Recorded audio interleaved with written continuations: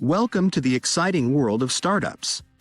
With the rise of technology and the connected world, starting your own business has never been easier. But with so many new companies sprouting up every day, why do so many still fall short of success? The answer is simple: neglecting basic business strategies. But don't worry, we've got you covered. In this video, you'll meet seasoned business experts who have seen it all and know the startup scene inside and out. They'll share their essential field manual filled with practical tips to help you thrive in this fast-paced industry. From seeking out investors who bring more to the table than just money, to breaking the micromanaging habit, to understanding why hiring people is like giving away Super Bowl tickets, this video is packed with valuable insights to take your startup to the next level. So sit back, grab a notebook, and get ready to learn the simple startup strategies that work. Let's get started. Chapter 1. Once upon a time, there was a dreamer who longed to start their own business and be their own boss. They were constantly inspired by the success stories of startups like Google and Facebook, and they wanted to be the next big thing. But before they could take the leap, they knew they needed to ask themselves some important questions and make sure they were fully committed to their vision. The dreamer was aware that the road ahead would be difficult and that many startups fail. They realized they would need to be hardworking and make smart decisions to achieve success. So, they sat down and clarified their goals. Whether it was to make a ton of money or change the world, they knew having a clear idea of their goal would get them through tough times. The dreamer also knew that commitment was key. They decided to put a number to their commitment by saying they were willing to invest $200,000 of their own money and stick it out for a year.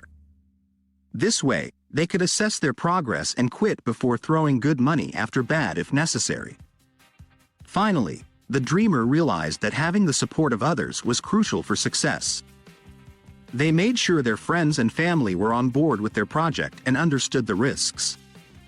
They didn't want the long hours and unpredictable life of a startup founder to cause any grief in their relationships. And with that, the dreamer took the leap and started their journey as a startup founder. They faced challenges and obstacles along the way, but they remained committed to their vision and never gave up. In the end, their hard work and dedication paid off, and their startup became the next big thing. Chapter 2. A young entrepreneur had a vision of starting a business. He was passionate about his idea and was determined to make it a success. However, he soon realized that to turn his dream into a reality, he would need to raise money. And so, he set out on the challenging journey of fundraising. At first, he was optimistic and excited to start reaching out to potential investors. But as time went by, he found himself struggling to make headway. He was reaching out to anyone with a checkbook but to no avail. One day, a wise mentor took him under his wing and taught him the rules of successful fundraising. The mentor explained that the key to raising money is to find the right contacts. The entrepreneur had to be discerning when it came to putting together a list of potential investors. He had to focus on finding a small number of genuine industry experts, rather than hitting up anyone with a checkbook. The mentor then emphasized the importance of good planning and excellent listening skills. The entrepreneur had to turn up to meetings with a clear idea of where he was at and where the money he was asking for would get him. He had to ask for an amount that fit with his startup stage of development and be prepared for potential rejections. And so, the entrepreneur took these lessons to heart. He revised his list of potential investors and made sure he was targeting the right people. He also put in the time and effort to properly prepare for his meetings, and he made sure he was listening to investors even when they turned him down. The result of his hard work paid off. He was able to secure the funding he needed to launch his business, and he went on to achieve great success. From that day on, he never forgot the lessons he learned and always kept them close to his heart as he continued on his entrepreneurial journey. Chapter 3. Micromanagement is a common trap that entrepreneurs can fall into, but it's not an effective way to run a business. Overseeing every detail of your company can be stressful and, ultimately, counterproductive. The success of your business depends on the efficiency and initiative of your employees. To encourage your team to be their best, it's important to create a company culture that values excellence and motivates employees to reach their goals. One way to do this is by setting clear goals and rewarding achievement. Additionally, proactively solving problems and earning the trust of your employees by quickly resolving their concerns will help foster a sense of independence and self-reliance within your team. Maynard Webb, author and former manager at companies like Yahoo and eBay, learned this firsthand. He discovered that when employees were given the space to take initiative and operate autonomously, the company was more likely to prosper. This was exemplified in his time at eBay when his team was able to resolve a major technical issue that would have normally taken 18 months to fix, but was solved in just 6 months thanks to their self-reliant approach. In conclusion, micromanagement is not an effective way to run a business. Instead, entrepreneurs should focus on creating a company culture that encourages excellence and empowers employees to solve problems and take initiative. Chapter 4. There was a manager who was struggling to delegate tasks effectively. Despite his team's success and impressive sales figures, he constantly received criticism for micromanaging his employees. The manager was exhausted and his team was frustrated with their lack of autonomy. One day, the manager decided to stop micromanaging and delegated a task to his team without getting involved. However, when the author asked him about the progress of the project, he admitted that he had no idea. This was far from a successful delegation. The author, who was well aware of the challenges of delegation, introduced the manager to the RACI model. The RACI model is a tool that helps delegate tasks effectively by finding the right balance between managerial oversight and responsibility. The manager learned to ask himself 4 questions when delegating tasks. First, he identified the person who was responsible for making decisions. Next, he identified the person who had veto powers over the responsible person's decisions. Then, he identified the people who needed to be consulted for input. Finally, he identified the stakeholders who needed to be informed. Using the RACI model, the manager was able to delegate tasks effectively without micromanaging. He found the right balance between oversight and responsibility, and his team was able to work more autonomously. The manager was no longer exhausted and his team was no longer frustrated. And everyone lived happily ever after. Chapter 5. Webb learned the hard way how important it was to make the right hiring decisions. When he was starting his career, he was asked how he felt about firing employees. He replied that he couldn't imagine ever having to do it. But as he learned, sometimes it's necessary. Not all employees are cut out for their jobs, and in a startup, with limited resources, it's crucial to have a high-performing team. But making the decision to let someone go isn't easy. Many managers hesitate, and this can have a negative impact on the morale of the rest of the team. High performers resent having to cover for underperformers, and this can lead to a toxic work environment. The key is to act quickly and decisively when necessary, but to avoid having to make this difficult decision by being thorough when it comes to hiring. Startups should take their time and carefully consider who they want to bring on board. Consider both the tangible and intangible qualities of applicants, such as their willingness to go above and beyond and provide excellent customer service. In the end, taking your time when hiring and moving swiftly when necessary can make all the difference in the success of a startup. It's a delicate balance, but one that is well worth striving for. Chapter 6. Webb was just like any other startup founder, facing daily stress and unexpected challenges. On this particular morning, he woke up early to prepare for an important meeting in San Francisco.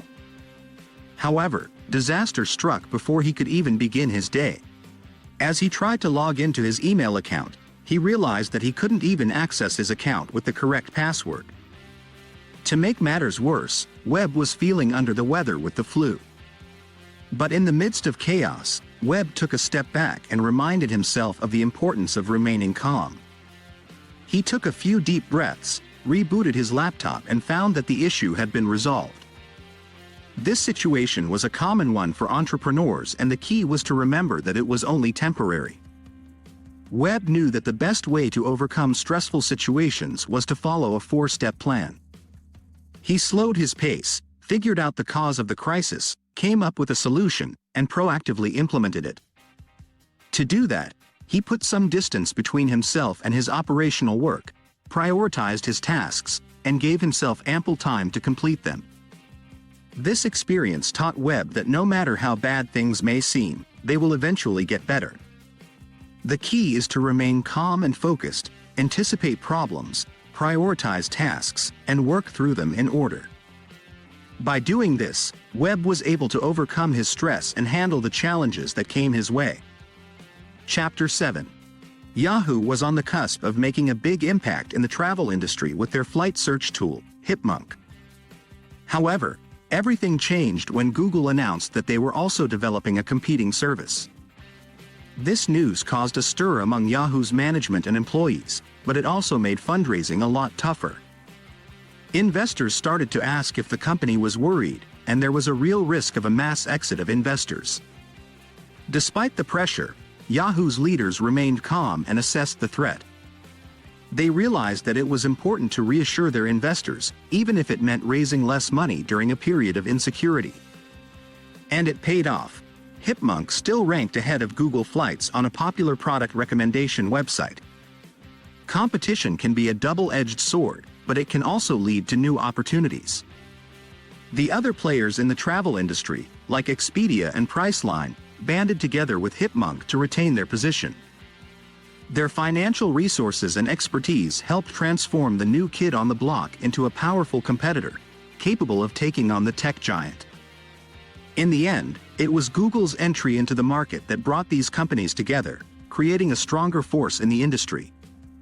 Chapter 8. There once was a company in the electric car industry, Tesla. One day, they discovered a potential security issue related to their seatbelts.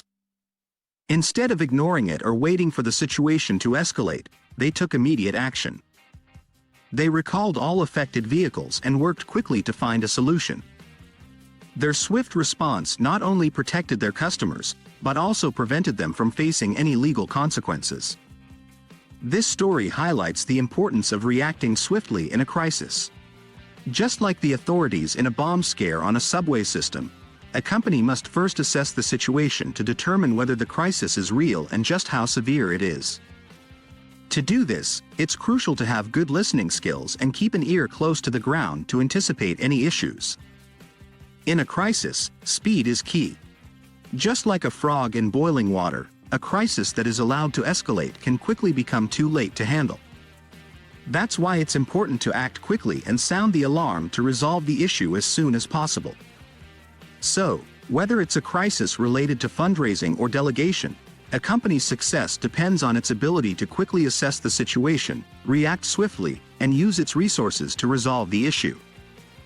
By doing so, the company's founder can demonstrate their ability to lead and steer the company towards success. Summary.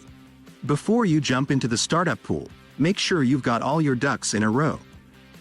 From fundraising to firing underperformers and motivating your team, these are all skills that can be learned and perfected. And with a can-do attitude and a cool head during crises, you'll be well on your way to success. But wait, there's more. Don't settle for just being good. Aim to be great. Don't compare yourself to last year's performance or the competition.